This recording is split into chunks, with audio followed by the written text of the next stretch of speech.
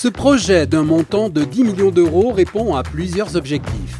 Optimiser la capacité d'accueil, 20 classes contre 14 aujourd'hui à Langevin, favoriser la mixité sociale, répondre aux normes d'excellence qui sont celles des écoles nouvellement construites et respecter les critères environnementaux par le biais d'un espace extérieur végétalisé. Premier objectif, c'est de faire une école qui soit une école sécurisée. Ça veut dire que l'école actuelle de Paul Langevin, elle a fait sa vie, elle a bien servi, mais elle a 60 ans et on va effectivement la ramener au milieu des quartiers nord-est de la ville, Donnefort, Pézis et puis Montanou, le parc Mathieu. Donc premièrement, une école sécurisée. Deuxièmement, on veut faire une école de mixité. Quand on a l'école Paul Langevin qui est au bout de la ville d'Agen, eh bien, elle ne sert que le quartier Montanou du parc Mathieu. Si vous la mettez au parc Mathieu, alors tout d'un coup, vous servez 3 quartiers, Donnefort, Bézis et Montanou, et vous mélangez la jeunesse et les enfances de ces 3 quartiers. L'actuelle école Langevin, dont les récents travaux de réhabilitation avaient coûté plus d'1 million d'euros il y a 5 ans, pourrait faire l'objet d'implantation de services municipaux liés à la petite enfance. Et troisièmement, on veut faire une école d'excellence. Ce sont des quartiers où il y a beaucoup d'enfants, c'est des quartiers aussi de familles modestes, des familles qui ont des problèmes de parentalité, de revenus, etc. Et donc, c'est un geste fort de la ville et de la commune que de dire, dans ces quartiers où il y a des enfants, où il faut qu'on aide les jeunes parents, où les jeunes parents ont donc des ressources modestes, on va faire une école d'excellence. Ça fait des années qu'on attend ça. C'est vrai, mon fils, il reste juste à Naïd. Après ça, plus là. Mais quand même, les autres enfants, ils auront de la chance.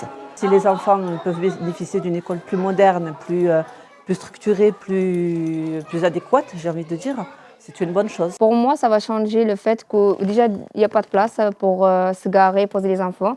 Si elle sera un peu ailleurs, ça sera pas mal. Une école moderne avec une infrastructure sécurisée et agréable autant pour les enseignants que les enfants. École résolument sécuritaire. Son accès bénéficie de cheminement à pied ou à vélo pour les familles en proximité immédiate, ainsi que d'un parking arboré de 30 places. Le nouveau groupe scolaire accueillera également sur son périmètre le centre de loisirs, aujourd'hui de Donnefort, soit des enfants âgés de 3 à 6 ans. Et ce, dans un ensemble harmonisé, végétalisé donc et naturellement préservé. On est aussi dans un endroit qui est très naturalisé.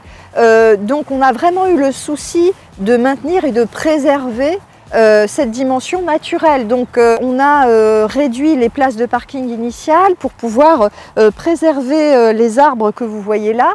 On voit peut-être une déclinaison, une déclivité qui correspond à une mare qui existait naturellement, qui reçoit un certain nombre d'eau pluviale.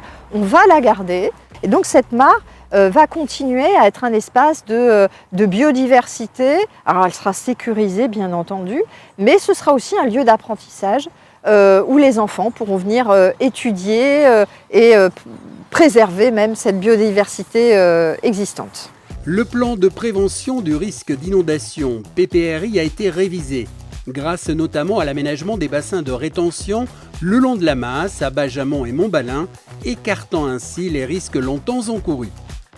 Il y aura la possibilité de faire classe à l'extérieur, il y aura la possibilité d'avoir des restitutions de spectacles à l'extérieur des fêtes de l'école et à l'intérieur de l'espace de classe, on aura une dimension beaucoup plus modulaire qui permettra aux enfants d'évoluer de manière plus libre et d'aller d'une activité à l'autre. On n'est plus sur des logiques d'écoles figées, statiques, on est sur des écoles vivantes qui évoluent avec de la modularité.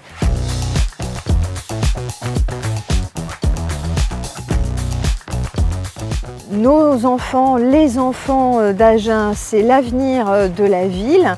Et donc c'est très important, y compris dans ces quartiers et surtout dans ces quartiers, d'offrir les conditions d'apprentissage et d'enseignement qui soient les meilleures possibles.